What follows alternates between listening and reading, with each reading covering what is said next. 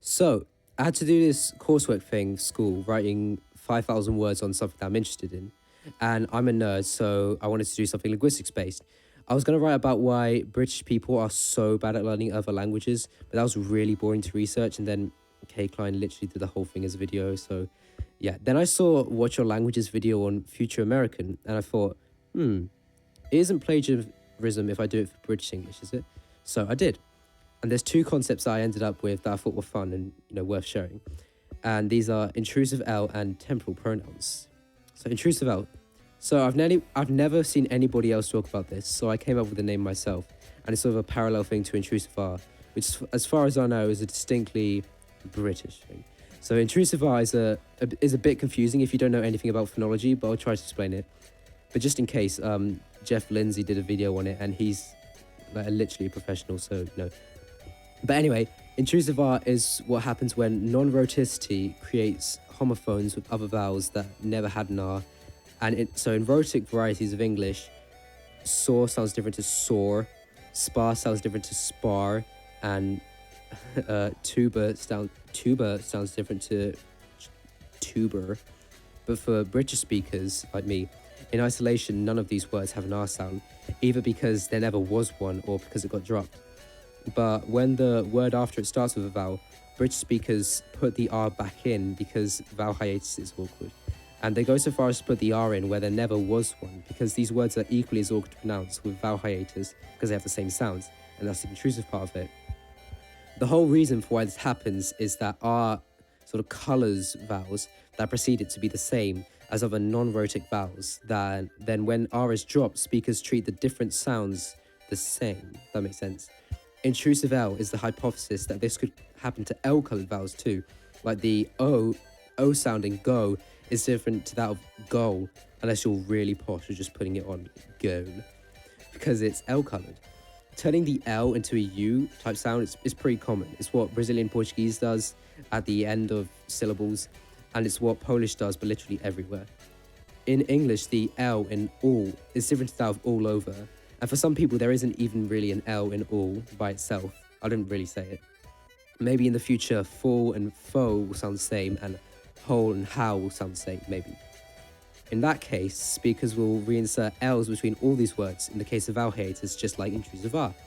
And this could, result in fun quirks like go away and now and forevermore, So temporal pronouns are something where I have seen other people talk about them because it's something that actually exists in the world. And Kay Klein has done one on Wolof, but I wanted to take it to its logical extreme, Languages almost universally need a way to convey time, but they can do this in very different ways. So in Latin, the way to do this is by changing the endings of verbs and the verb stem. And in this sort of paradigm, you can conceptualize that the verbs do almost all the work of conveying meaning, right? Because in Latin, verbs not only change for tense, but also voice, mood, and every person, unlike English. So because of this, Latin verbs can have over 100 different conjugations. In the English paradigm, verbs do a lot less of the work, and they only have 4 or 5 conjugations, depending on whether the past participle is different to the simple past. However, a language can't convey all the necessary information surrounding a verb with just 5 forms and pronouns, which is why English relies so heavily on auxiliaries. An auxiliary verb, abbreviated aux, is a verb that adds functional or grammatical meaning to the clause in which it occurs, so as to express tense, aspect, modality, voice, emphasis, etc. Auxiliary verbs usually accompany an infinitive verb or a participle, which respectively provides the main semantic content of the clause. I got that from the dictionary. Excluding modal verbs, English has 5 auxiliaries, which can be conjugated themselves, that combine with different conjugations to convey different meanings, and these are be, have, do, will, and would. And etymologically, those last 2 ones are from the same root. So you can conceptualize that in the English paradigm, auxiliaries assume the work that verbs don't do. So I'm going to show you a table that I made which illustrates how these different combinations, work to convey meaning. And it's very simplified for the sake of the video, and it doesn't include different persons or other features like subjunctive, mood, or future in the past tense, but just bear with me. So the verb I chose is eat because it has 5 forms, which are eat, eats, eating, ate, and eaten. but eats won't appear because the table only deals with the first person singular conjugations. So, ta-da, here's the table. Pause if you want to admire it or don't.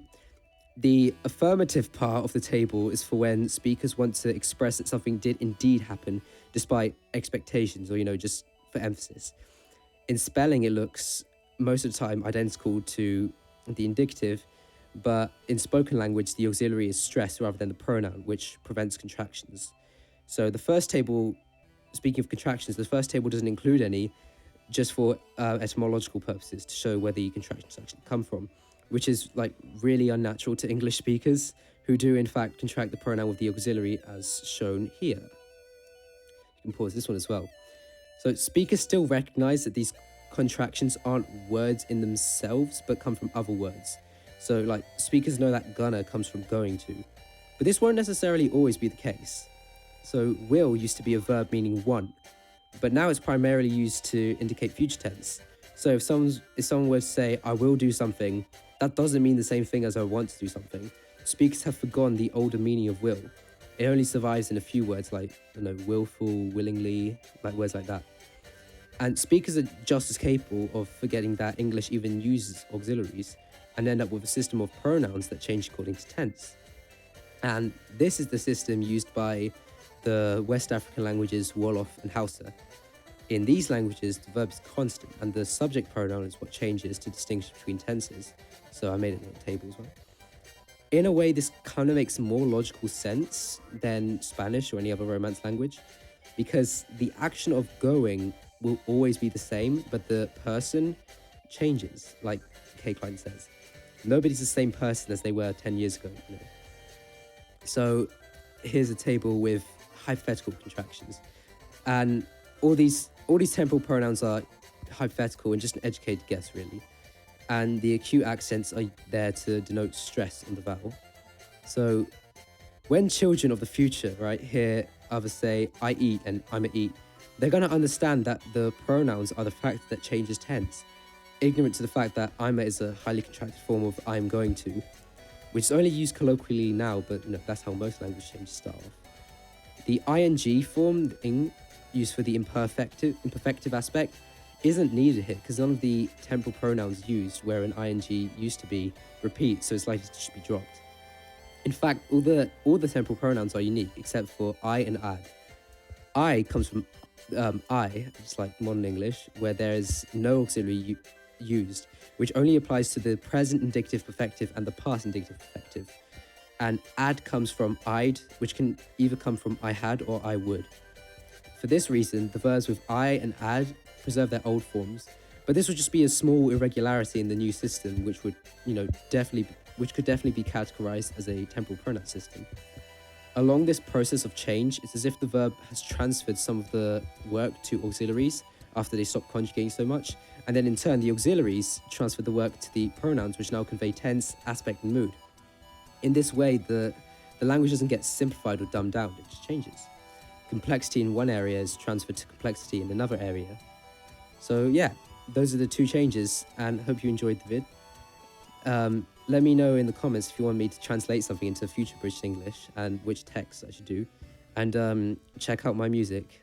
Okay, thanks for watching, bye.